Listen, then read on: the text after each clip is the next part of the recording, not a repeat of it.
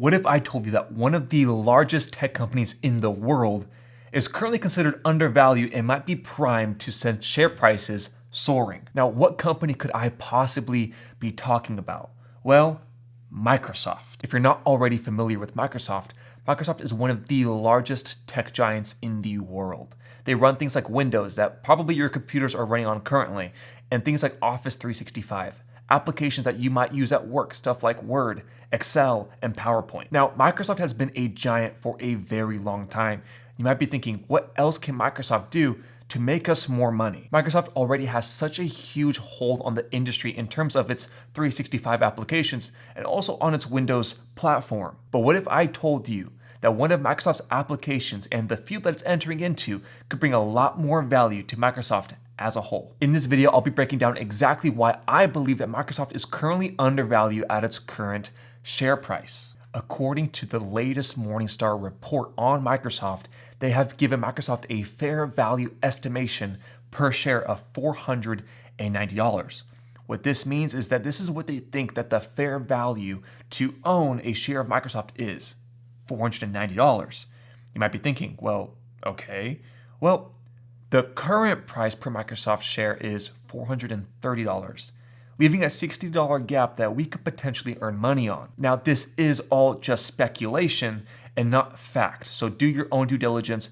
This is just the information that I have and what I believe in. First things first, the basics. Microsoft has great financial health and balance sheets. Microsoft currently has a PE ratio of 35.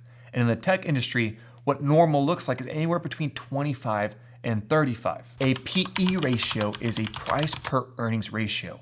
It shows you how much investors are willing to pay per dollar that Microsoft makes. Since Microsoft is at 35 and the normal range is 25 to 35, it shows us that Microsoft is not above that range that investors are willing to pay. So investors are currently paying $35 for every dollar that Microsoft makes. As of right now, Microsoft has $76 billion reserved in cash that is liquid for them to use at their disposal. On the other side, they only have $52 billion of debt. Now that sounds like a lot, but debt isn't always really bad when it comes to companies. Most companies operate on loans, low interest loans for that matter, which means that they have more money to use at their disposal for certain things that need it now. Typically, when Microsoft has a positive quarter and they net more profit than losses, they do a lot of buybacks, meaning that they buy their own shares back, meaning that they're reinvesting into their own company.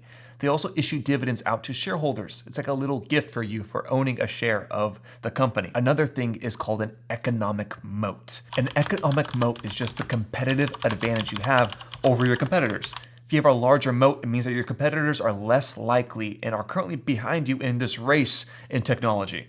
If it's shorter or a smaller moat, it means that your competitors are more likely to catch up to you, or they already have. Now, with the basics and the boring stuff set aside, now let's get into why I believe that Microsoft has huge potential moving forward. First things first, Microsoft has invested billions into OpenAI. If you don't know what OpenAI is, you've probably heard of ChatGPT, which runs on the OpenAI platform. Also, OpenAI is running on Microsoft's cloud computing software currently. With this investment into OpenAI, Microsoft is able to use that technology into its own personal apps with a super easy and fast integration. This not only affects the consumer products like Excel and Word, but it also affects things like cloud computing and online gaming. We all have heard of AI, and we all have been hearing that it's taking the world by storm.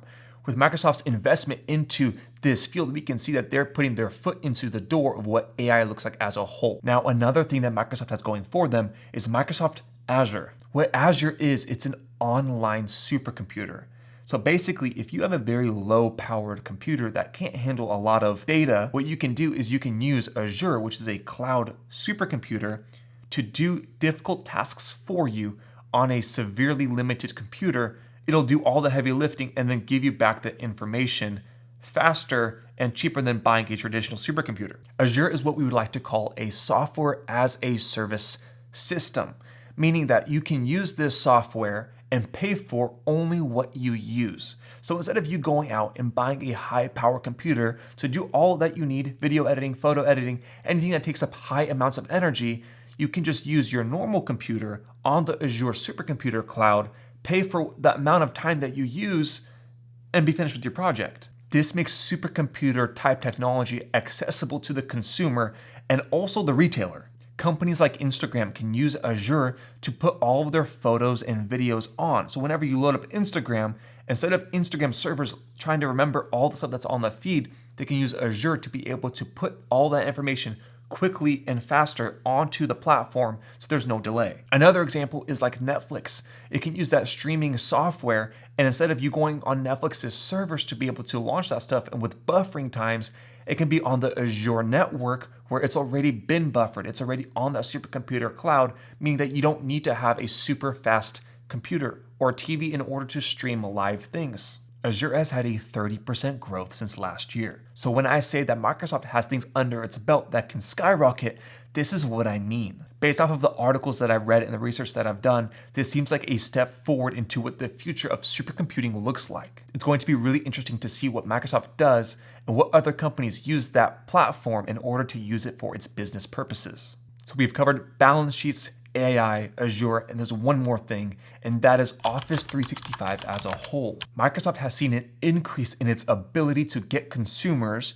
to buy higher versions of Office 365 plans, meaning that people that use 365 are more likely and are convinced that they should buy better versions of it. What this means is that this is seen as so valuable for businesses, for consumers, that they're willing to pay an extra certain amount of money in order to have a better version of that product. With Microsoft's involvement in AI, we see AI being implemented into Microsoft's consumer stuff like Word, Excel, PowerPoint, things of that sort, meaning that people want to pay more for that. With Azure, people want to see that security and high processing power in their platforms, and so they're willing to pay more per month or per year in order to have those things easily integrated. The Office industry is largely using 365 as its main software. At my work, we use Excel and Word religiously. It's all that we use, and it seems like there is no other competitor. It's kind of monopolized. Like I said, they've been integrating AI into all of their apps, meaning that there isn't this huge switch over from a new program to another program. It's all integrated seamlessly and less of a change. And consumers hate change. So between Microsoft's great financial balance sheets, the investments into AI, Microsoft Azure, and 365 sales profiting, there's a lot of reason to believe that there could be a boost in current share prices. Now, with all the great news that I'm sharing about Microsoft, there's also some bad news. Microsoft currently has a horrible, and I mean horrible, mobile app interface. Apps like Word and Excel are so hard to use on a mobile interface, whereas other competitors seem to have gotten it down. With how many people use their mobile devices for work, it needs to be improved by Microsoft. With 365 sales doing great on the upgrading, we've seen a total subscription slowdown. A lot of people are moving away from subscription-based platforms and going towards one-time buy-use platforms. And the third and last thing that I'm going to mention that might be a con to investing in Microsoft at the current moment is that Microsoft in itself is not the reason why the future growth could skyrocket, but more so in Azure and its open AI investment in general, which are just parts of the whole umbrella of Microsoft. Based off of my own research and based off of my own due diligence, I am going to be allocating more of my portfolio into Microsoft. I do think that its investments in AI and its foot in Azure, I think that it's going to be huge for the share price of the company. I encourage you guys, always do your own research, do your due diligence. Don't just buy it because I'm buying it. But I just want to share with you guys exactly what I researched, what I think, and why this might be a good buy as of today. Thank you again for making it this far into the video. If you enjoyed this video, please consider leaving a like down below and subscribing. My channel covers a lot of topics on finance and investment, so if that's something that interests you, please subscribe. With that being said, if you have any comments or questions, leave them down below or DM me on Instagram at Ruben Uzun. I will always be responding on there. But with that being said, keep investing, keep learning. I'll see you guys next time.